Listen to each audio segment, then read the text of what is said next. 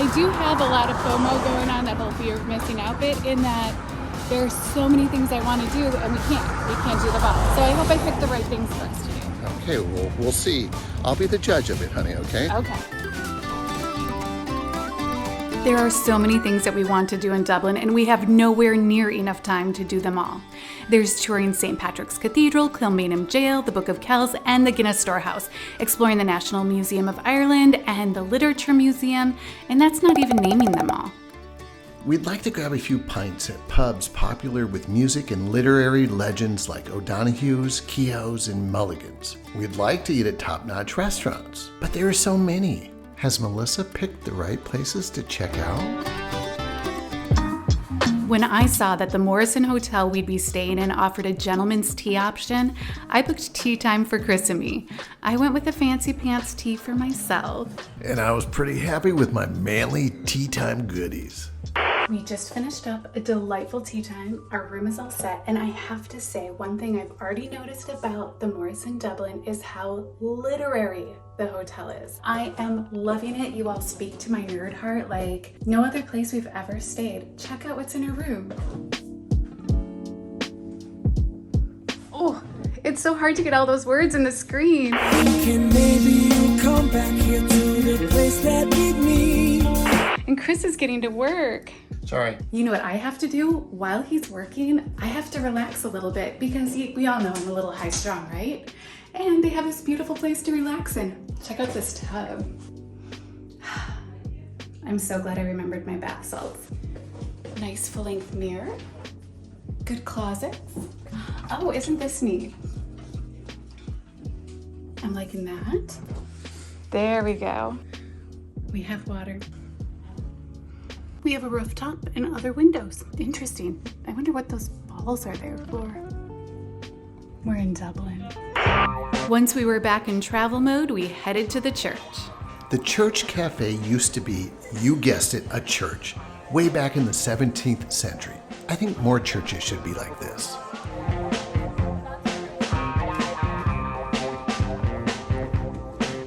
Since we're going into a church, before we get there, I feel like I should confess.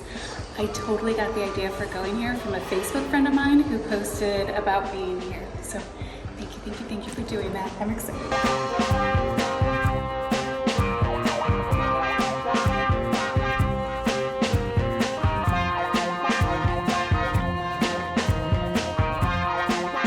We each got the church martini. It's their signature drink, so we had to go for it, right? When in the church, you have the church. Exactly. Is it good? Praise Okay. be to God.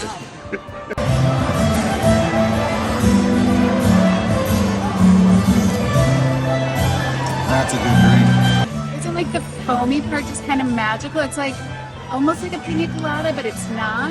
I don't quite know how to convey it. It's sweet, but not too sweet. It's sweet, delicious.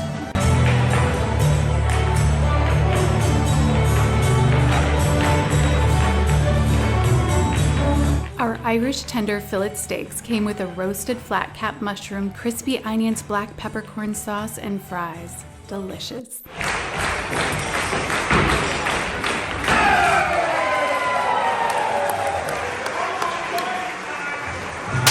I love the church. Total thumb up a bump. Yes, that was a good time. A festive environment, good food, good drink. Woo. Yep. Top-notch service.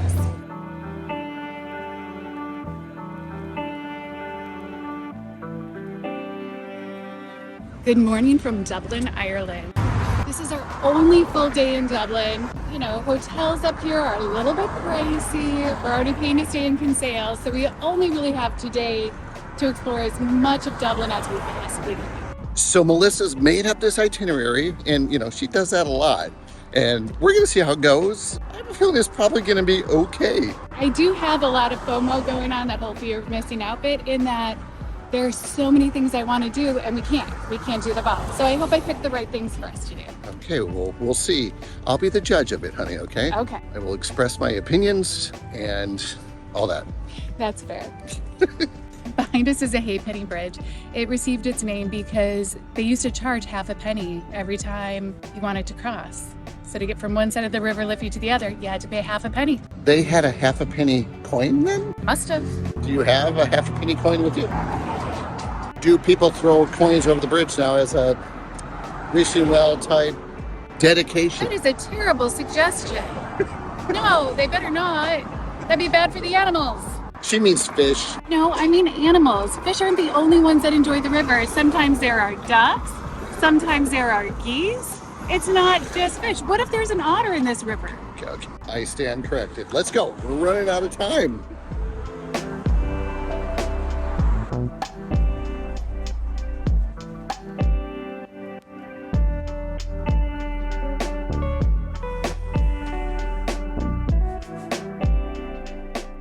This sculpture honors leaders of the Easter Rising and the authors of the Irish Proclamation of Independence. Each has an execution order or verdict carved in its base and bullet holes representing where they were hit by the firing squad. It's quite moving. Our morning is getting off to a somewhat somber start. We're starting with a tour of the Kilmainham Gaol Museum. It's where several people were executed after the Easter Rising. Apparently there's also a lot of other history or historical events that are rooted within this jail that we'll be able to learn about.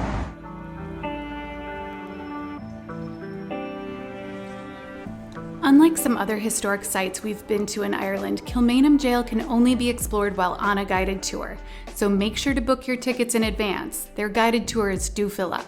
Kilmainham Gaol opened as the new county jail in 1796 and closed its doors for good in 1924. During the tour, we learned a lot about the impact of the Great Famine, the Easter Rising, the Anglo-Irish War, and the Irish Civil War. One of the coolest things were these stairs. Look at how worn down they are. All because of prisoners walking up and down, day after day, year after year.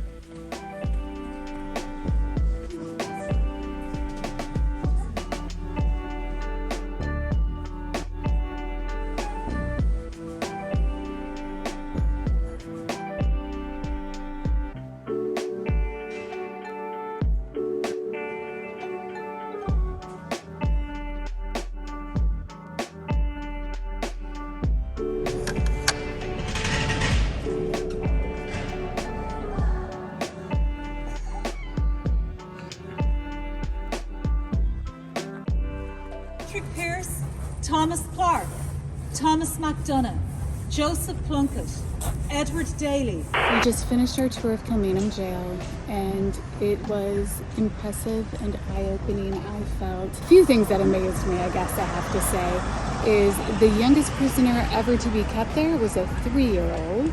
For begging. And without any parent along whatsoever.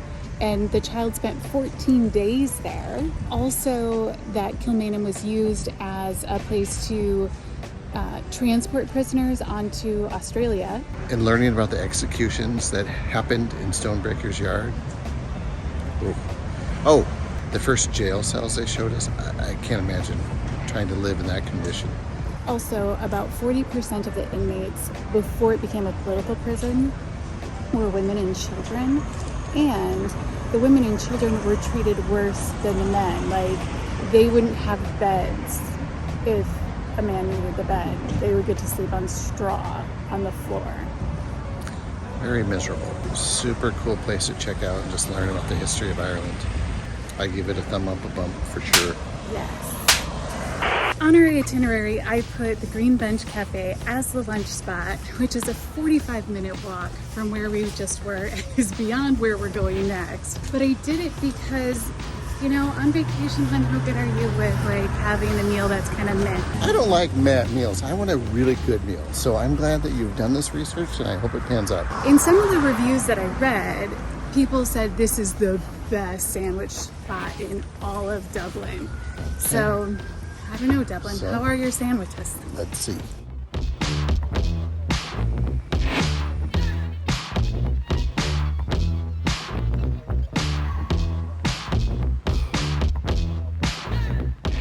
Okay, we've run into a problem. We have to adapt. So while the Green Bench, from what I saw online, said it was open from morning throughout, they like kind of stopped serving breakfast to get ready for serving lunch, and it'd be another 20-minute wait, and we are hungry. So we saw a burrito spot, so we're gonna go there. I think Chris is happier with his plan anyhow.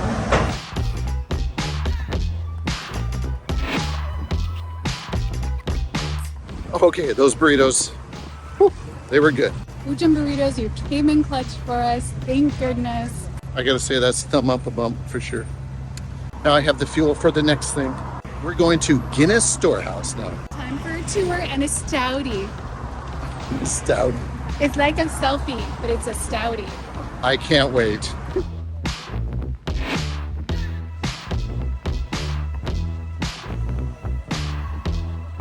That was St. Patrick's Cathedral, which I would love to go in, Oh, it looked way cool.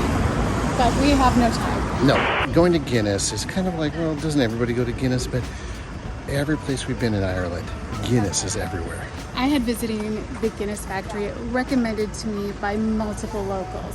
So if even the locals are recommending a tourist spot,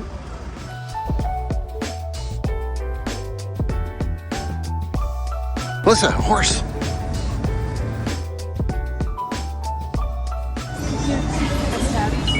Thank you, section B.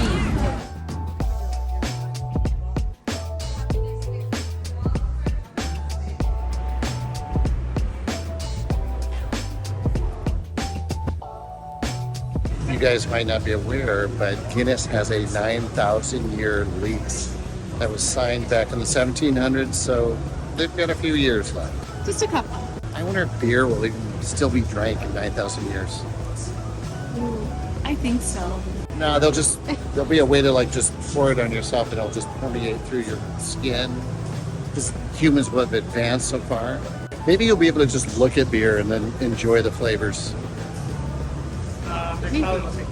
I booked our tickets for the Stoutie experience online. Several time slots had sold out, so make sure to book the tickets ahead of your trip.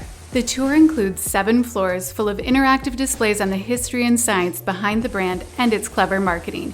You also get 2 pints of beer, one with a selfie printed on it, and one to drink upstairs. I could have spent all day here. There was so much to look at and learn about. From the 9,000-year lease to the cool information on the clever marketing that they've used over the years.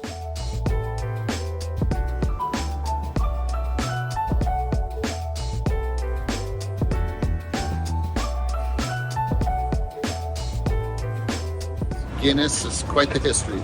It's pretty amazing. It does. I think my favorite thing to learn so far, though, is that Arthur Guinness's wife, Olivia, gave birth to 21 children. Yes, and only 10 of them survived. Life was tough back then. It's time for us to learn the proper way to drink a pint of Guinness.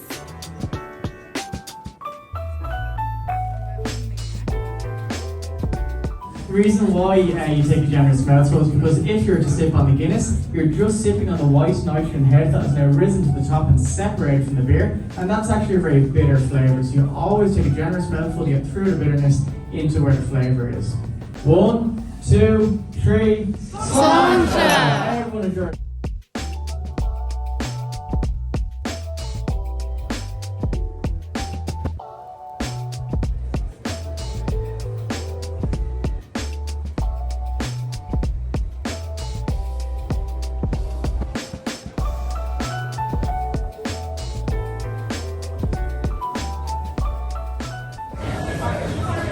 Hang on there, hon. Hang on there.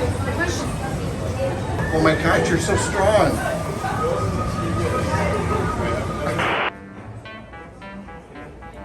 This is perhaps the most exciting part.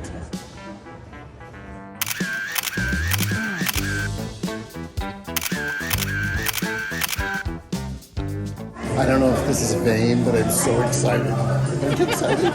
I am excited. I think it'll be fun, and I want to put them like next to each other. Okay, so Okay. Just want to click on the icons there. Okay, are you picking your face? yeah, you pick yours.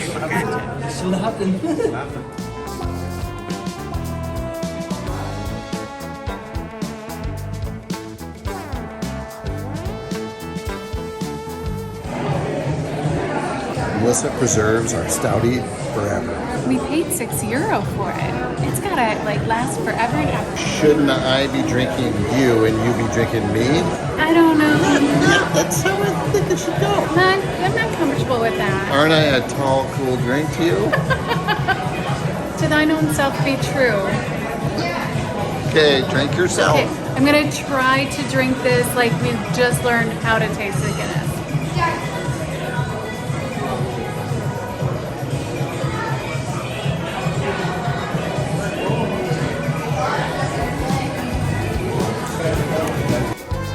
I'm gonna feed on my own brains. Ready?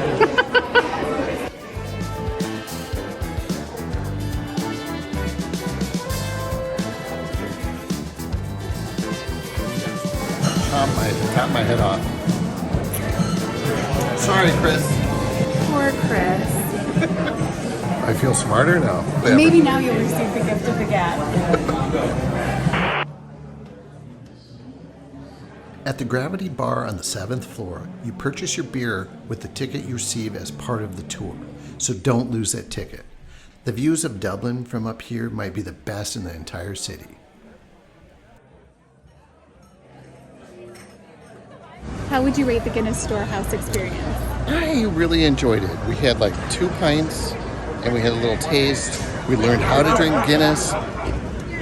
I wish I would have had more time, really. I gotta say though, the Guinness tour is a thumb up a bump for sure. But give yourself some time, 3 to 4 hours. And do know when you're going into it that it is a self-guided tour, unless I think you book a more expensive one. Yeah. We didn't realize that at first and we're a little bit confused. But we did it right. I think we did. Okay, on to the next side.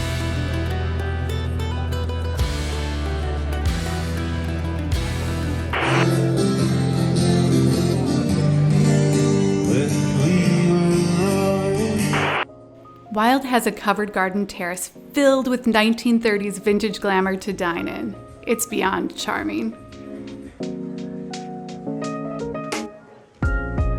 This vibrant green soup has blue cheese in it, so rich and delicious. It's so green. I had the superfood salad with chicken. Yum. I was in the mood for a burger. It was delicious. Molly Malone is famous in statue and song, but no one seems sure she existed. We have just walked over 11 miles today. Did you know that, dear? Yes, my legs know that. And we are calling it a night. Dinner at Wilde. Are you thumb up a bumping that? Oh, that was so good. Oh, the service, the food, the drinks, it was all lovely. And more to come tomorrow. More to come. Good morning. It's our last morning in Dublin.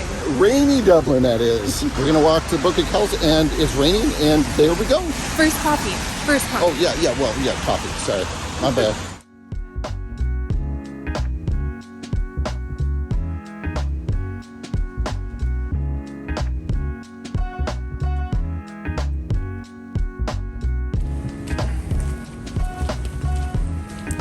This is kind of amazing. We've done a lot of Ireland videos. This is probably the first one where it's been raining as we're trying to do things. So we've been fortunate. It's time to see the Book of Kells, one of the most important, well, no, the most important book in all of literature. It's so old. It's the oldest book I heard. Yeah. They thought it was originally written or started to be written in 475, but they're kind of thinking it's probably around 600 to 800. Right, and we'll just get to see one page of it, but I'm so excited to see which page it's going to be. We can't take any pictures or take any video, but we'll do our best to describe it.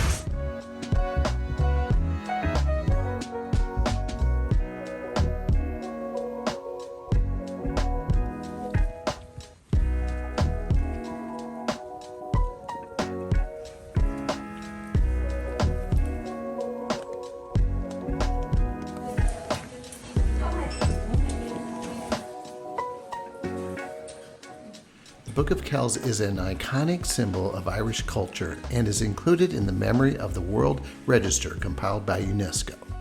Over 500,000 visitors come to see it every year. It's a manuscript of the four Gospels, Matthew, Mark, Luke, and John, written by Saint Columcille.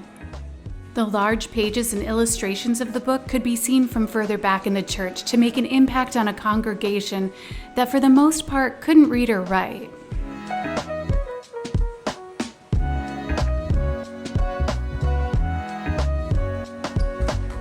At 65 meters in length, the long room at Trinity College is the longest single-chambered library in the world. When it was originally built, it had a flat ceiling, but in 1860, the barrel ceiling was added to create an upper gallery with space for more books.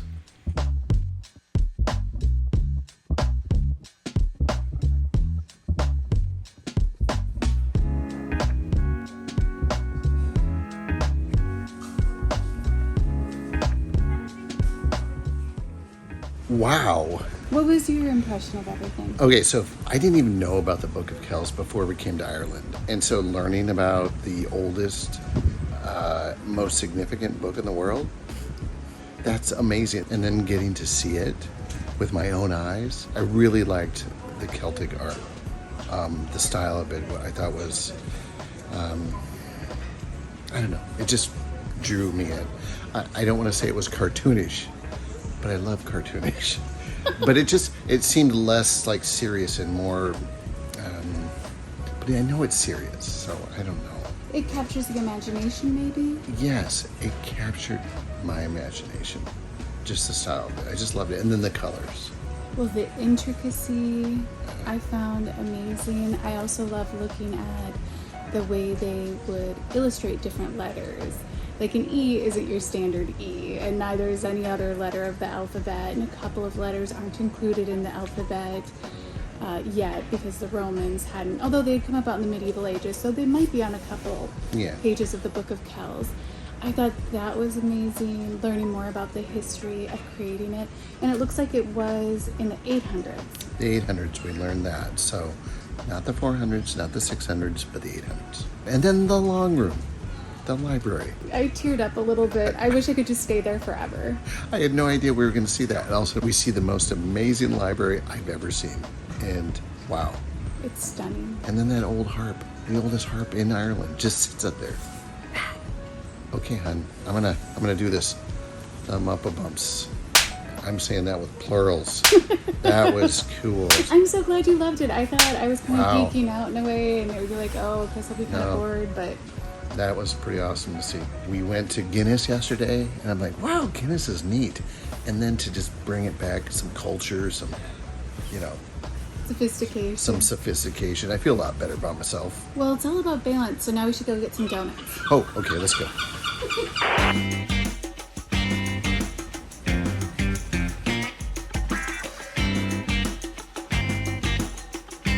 I'm keeping the donuts as safe as I can during this journey.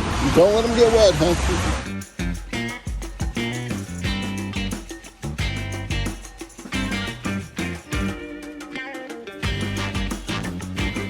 Daniel O'Connell was the great Catholic emancipator. At the base of his statue are 4 winged victories that represent his virtues: courage, fidelity, patriotism, and eloquence. I did read that there are bullet holes in the statue, I believe from Bloody Sunday. It might have been the Easter Rising, but I think it was Bloody Sunday. And I might have just spotted one right. But that could be a different type of hole. I am not an expert. But I do think it's interesting. And I do believe it was Bloody Sunday because, of course, he was a great Catholic emancipator. O'Connell was. And so those wanting to put down the Irish would probably have more reason to shoot a bullet at this than those trying to fight the British.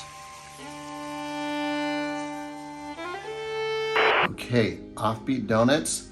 We walked back to the hotel because it was raining. It was a tough walk. This is a toffee crispy donut. It looks really messy, but this is what we gotta do. Crispy. That is good. My mouth is watering. Oh my gosh, that's a good donut. Oh, hold on. So is it like Krispies, like Rice Krispies, like that type of a thing? Like underneath the chocolate, or is it toffee, or is it both?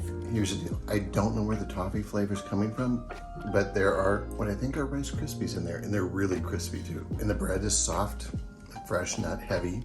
And is it chocolate on top? That sure looks like chocolate to me. Does it taste like chocolate? Well, yeah, a little bit. So, I don't know how they did it, but they did it. Wow. Okay. First, Offbeat Donuts, I want to thank you for putting each of our donuts in a separate bag because look at how beautiful my raspberry one still is. All right, I'll just go ahead and take a bite.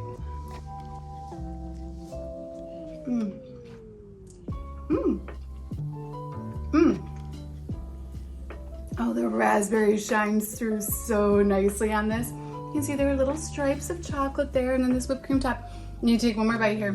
Oh, good job. I want some of the cream in there. I am a lovely raspberry donut. I have different kinds of frostings, and I don't know if you know this, but raspberry is Melissa's favorite flavor. So I know I'm one of her favorites. It's just the way it is. Was that donut theater right there? It was. I think there's like some kind of filling in this, but I haven't gotten to it yet, which would make for a more beautiful one, but it takes too many bites and too much time. She'll get there. Don't worry. You can do this, Melissa. I believe in you. Thanks, Raspberry Donut. You're swell. Okay. What do you think, thumb-wise? Ooh, thumb up a bump on the Offbeat Donut Company. There's a reason there's a few of them around this town. Ooh! Delicious. Dublin, boy, are you a neat city. You even have great tasting donuts. No, you even have delicious donuts, Dublin. You do. I have to work on my alliteration and all things literary while in this town because, oh my gosh, it's everywhere. I feel like we only scratched the surface of what Dublin has to offer. I do think I want to come back. Absolutely, because even in the places that we visited, I wish I could have spent more time in each of them and just at a more leisurely pace. I think we need at least 4 days here. I think so too. Maybe a week. But what we saw so far, I would give it thumb up a bumps for sure. One more? Yes. Until next time.